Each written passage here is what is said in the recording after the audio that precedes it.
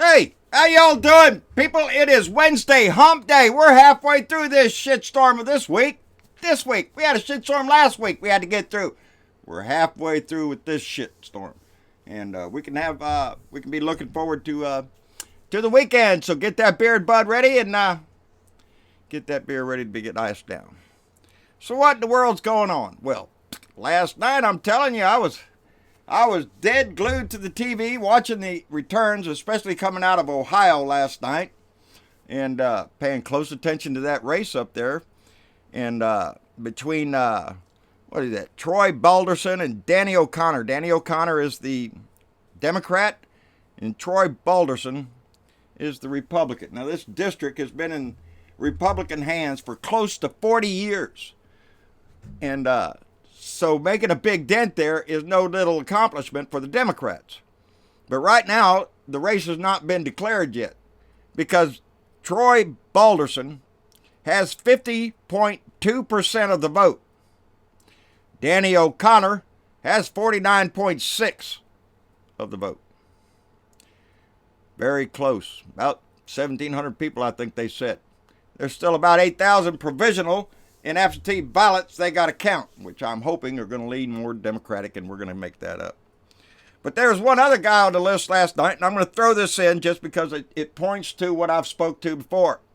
Joe Manchin was in there last night. He represents the Green Party. That's right, baby, the Green Party.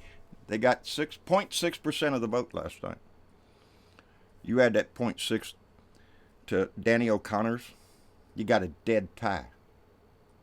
That's what we have a problem with sometimes. I'm not bad-mouthing the Green Party. They have their own ideas. It leans more left than it does right. But we can't get past that. There were a lot of people, about 2,000 people last night, went out and voted for the Green Party. That's their right. That's their choice. But that's how we split this vote. There's no other Republican on that ticket. Ain't nobody else running on the Republican side, on the right-wing nut job side. It's just one. We got two. And somehow that always plays into the equation. And that's part of our problem. So, I'm not bad-mouthing anybody's choice of political persuasion. But wouldn't it be nice if we could get that Green Party, who are big environmentalists and stuff, get them into the Democratic Party and try to force the platform that you want out of that party. That's what I mean. Get into the party that's going to make a difference. Change it if you wish to. Use your voice. But when you use your vote to protest, bad things can happen.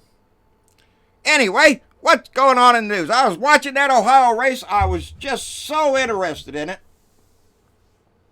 And then some messages was popping down on my screen there. Seems like the management team over at John Brideville Speaks, Blue Dot Family, were having a conversation.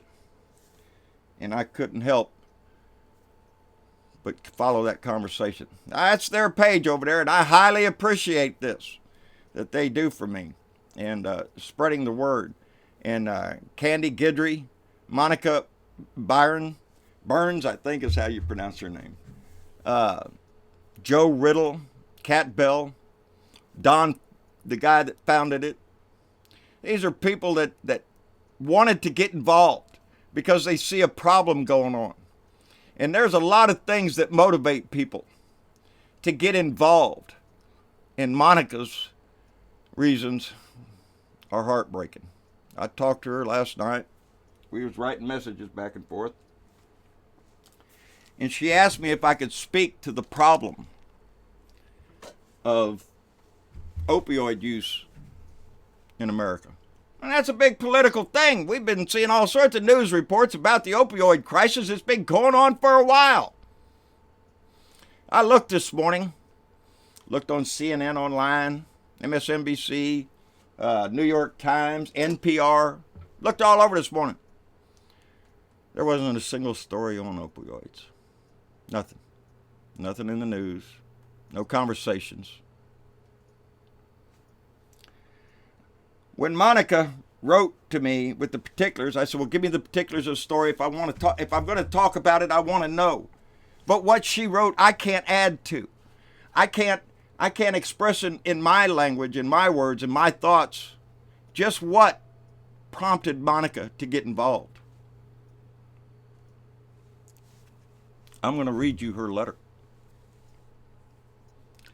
My daughter was jumping and showing horses. She was a gymnast. At 16 years old, her lung collapsed 3 times in 2 weeks. A genetic defect we didn't know about, spontaneous pneumothorax. Forgive me on my pronunciation of medical terms. She had part of her lung removed.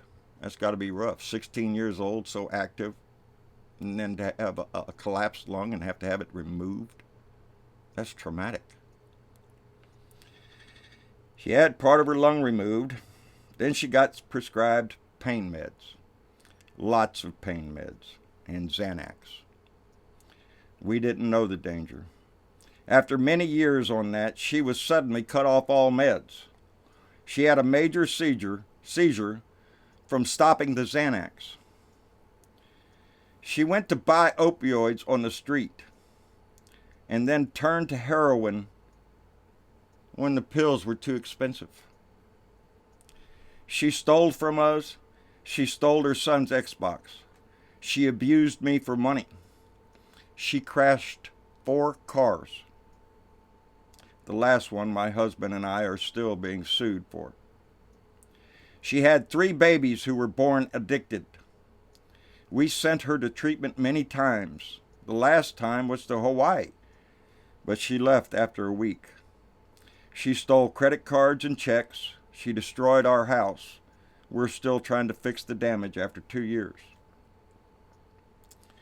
We've had our grandsons their whole life, but she came here one day, and so did the social worker who had the boys taken from her after she found drugs on our daughter. They were gone for 5 months. Can you imagine? Now we can't get help even though she wants it. No insurance. We can't help her much anymore. We aren't allowed to because of the boys. When we find out she's in jail for shoplifting, we are relieved. If she could get Subucon, I'm mispronouncing these words, or Nalazon, a place to stay in treatment and a way to start working, I would be peaceful for a while.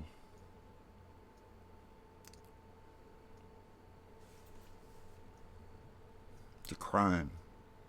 We have a war on drugs going on. I remember Nixon standing up there at the podium, implementing the war on drugs. I just joked about it just last show. If there's a war on drugs going on, how come they're all around? But these drugs are a little different. Because every time, in every situation just about, they're started by a doctor trying to do good. You have an injury, your back hurts.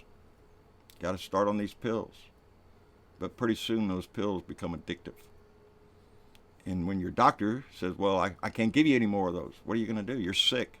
I've seen it. I've seen it in my loved ones. I've had a loved one in rehab. It's not pretty. It's not fun. We treat them like a crime because it stems the crimes. Oh Lord, I'm trying to stumble through this, and it's a subject that touches so many people across this country, and yet we're not getting anything done about it. Why? Well, if you ask me, it's big money, baby. It's big money from big pharma. It's the healthcare lobbyists that are all out there, the insurance lobbyists that are going to decide what happens here with you. We're going to pay for that rehab or not. What do we do? What do we do about a broken heart? I remember that song. Monica's heart has been broken for over 18 years dealing with this. She's tried to help her daughter every way she can. And it's cost her. I told her I was amazed. I stand in awe that her and her husband are still together, because this kind of situation breaks up a lot of families. It doesn't just affect the person that's on the drug. No, it affects everybody in the family, in their extended family, in their financial world, everything. It impacts everything in your soul. Monica's involved in a lot of groups that provide rehab, guidance. She joined JBS and she posts things about the opioid crisis. That's what stimulated the conversation last night. She felt like she was beating her head up against the wall. She's not making any progress. People don't want to talk about the opioid abuse when she posts her articles there. And she was feeling depressed, and I was trying to explain to her that regardless of the answer that you get or the lack of a discussion, the lack of attention from your voice, that can't stop you. It hasn't stopped me. I got lucky. I've got a lot of viewers now, and my numbers keep going up. When I started this, I was glad to see, I was happy to see 20 people that were paying attention to me, because it was just me. And for Monica, it's just her and her husband and her family that are going through this. It's a lot of families all across the United States. And we keep trying to do this. We stress this right now. We come on here and we bash Donnie a lot. We get a lot of fun out of that, and I'll continue to do it. I get a lot of joy out of it. But the overall picture is to try to get you to vote, because voting is so essential, even right down to this, especially down to this. You know, we saw in the news this morning, who is that? Congressman Chris Collins was arrested this morning. He's a New York congressman. He was a big investor in innate immunotherapeutics. They're working on a new multiple sclerosis drug. And him and his kids are all heavily invested in this drug for the health care. But some test results on that drug didn't come back the way they'd hoped to. The company's going to lose a lot of money. So what did Chris Collins do? Well, baby got on the phone to call everybody he knew, his son and everybody else. Hey, dump the stock.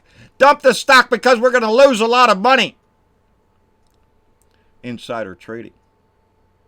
So he got his ass arrested this morning. He's got his son in a crack for the same reason. You know, when you lead your son into it, Donnie, you can expect him to end up in jail. Chris Collins, you drug your son into it. What do you think's going to happen, idiot? They're going to be done. But this tells you, it's not about the health care. I preach that all the time. We don't have health care in this country. We have profit care. That's what we have. It's all about the money. Everything. From your cough to your cancer. It's all about the money. Hell, I've got a family member that's been waiting on and off on a heart transplant. Off and on. He has to keep working. His heart is failing, but he has to keep the job. Because without the job, there's no insurance. No insurance. What? No insurance. You want to know why the left is screaming for universal health care? It's because we love our family members. We love our friends. We love strangers. And we don't want to see them suffer because they don't have a dime to their name. They don't have enough to pay for the doctor, the hospital. That $500 aspirin pill you took at the hospital. It's all overcharging to pay for the people that don't have insurance. But don't worry about it. They don't have to buy insurance. We don't have to pass a law saying you have to have insurance. Car insurance, hell yeah. Health insurance, you're on your own, baby. That's the way this administration looks at it. That's the way Republicans look at it. It's not a right for your life. Your health care is not a right in this country. Are you shitting me? It's about how much money you got. What kind of doctor can you afford? Oh, got to go to the clinic? Well, too bad. That's why universal health care is so important to this country. That's how come people fight for it so big. With their heart. That's why Monica's in this. There's a lot of reasons she could be against Trump. She's in this because every day she sees people die. And our lawmakers do nothing. They give a good speech. Nothing in the news.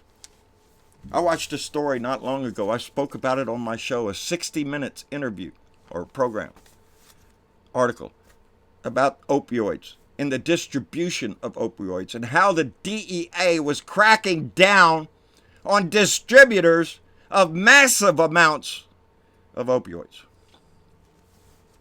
Until Marsha Blackburn from Tennessee and some other congressman, I said it there, I think, stepped in and saved those distributors from losing a shit ton of money. They came up there talking about the desperation of their people back home that need their drugs, and if we pass this, if we let the DEA get these guys, they won't have their bullshit. Every doctor that has a legitimate reason for those pills, he would have access to them. But that's not what she's talking about. Massive distribution. DEA guy was on the TV talking about how they were going to shut this one thing down, a small little town, I think it was in Missouri, with just a small population, maybe 2,000 people in that town, and pumping out millions of opioids in prescriptions. People driving from miles around, baby, hundreds of miles to come get their prescriptions filled right there by a pharmacy who didn't give a shit, from a distributor who was getting all too rich, baby. Your doctor, the one that gets paid if he writes a certain prescription. It's all tied into whatever the hell we're getting. No, we don't have health care. And until we do, we can expect these same outcomes. Monica and people like her are going to suffer across this country because they don't have access, because you don't have insurance. We don't give a shit about our people. Hearts go out, thoughts and prayers, baby.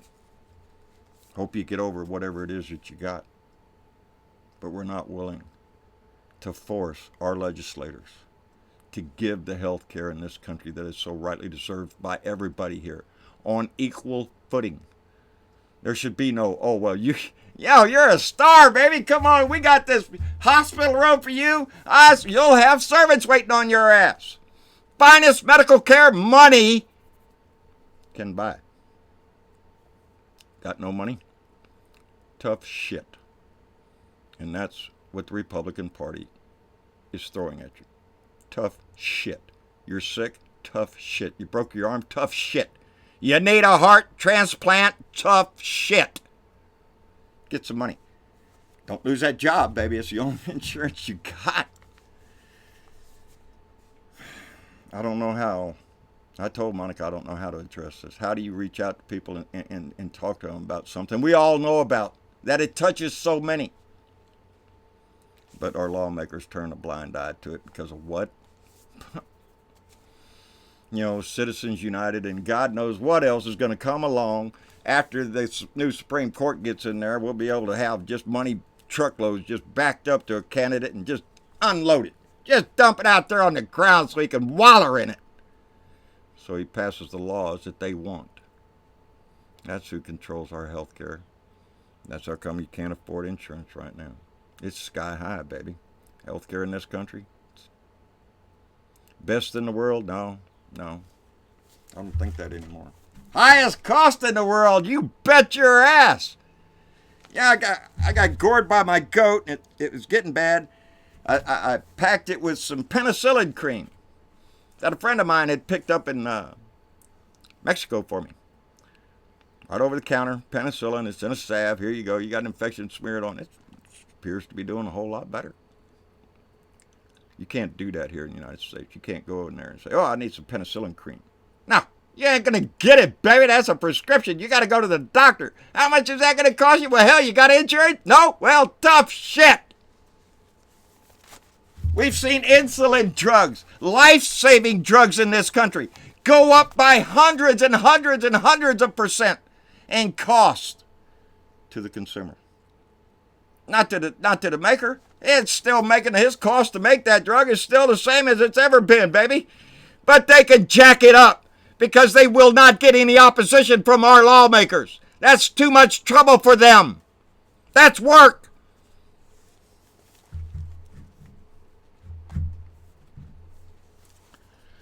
This fight is important.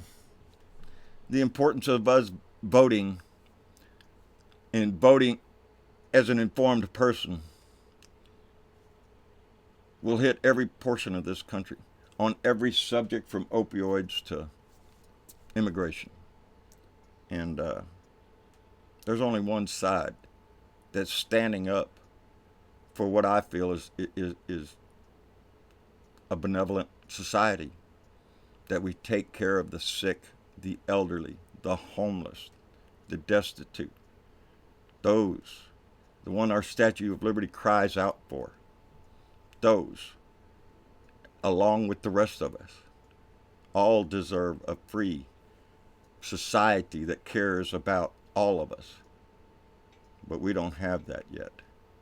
And we'll keep fighting, and we'll keep voting until we get that way. And so again, that's the reason. I knew this was going to be a tough one. That's how come I'm going to give you a 2 for today. I'm getting ready pretty soon here to go into Corpus Christi. Beto O'Rourke, the man that I am really on fire for, is going to be having a town hall tonight. I want to be up there front and center. I'm going to try to get him to get a little interview for me. I think I might. He did it once before. Not much of one, just a little, how you doing? And I'd be happy with that. The man's on fire, and he's doing it the way every politician should be doing it. Reaching out to those people all across his state. And this is a big state, baby, and he's visited every county. Some of our counties you can put other states inside of. It's not an easy task, but he's done it. And he's winning. He got over $1,700,000 and something freaking dollars in one weekend. Small donations from Americans. No PACs. No big money coming in from Big Pharma or anybody else. And he takes the questions and he answers them. He faces the people every day. And I'm proud of him for that. And I'm going to go see him this evening. So I'll be doing another video this evening. And we'll bash Donnie some more. And we'll get into the news. And get into the people down that I'm going to meet this evening. And all that kind of stuff. But remember, there's a lot of reasons for this. Keep Monica in your heart. Every time you go over to JBS and you see her posting stuff, that stuff's coming from her heart. It's coming from her pain. And it's coming from a desire to make everybody in our country get the help they need. And we got to keep on working. Everything from the big pharma drug lobbyist to the war on drugs, which just makes a criminal out of everybody that has fallen into addiction, because they got to get that money somewhere. It's an addiction. It's not a choice anymore. So yeah, it might lead to stealing from your own family or from others, and it's going to wind up in jail, and then you're in prison. Why? Because you were sick. And instead of treating the sick, we like to throw them in jail, baby. So vote blue. Let's change that shit. Get behind the candidate in your area that supports health care for all Americans and gets behind the issues that matter to you.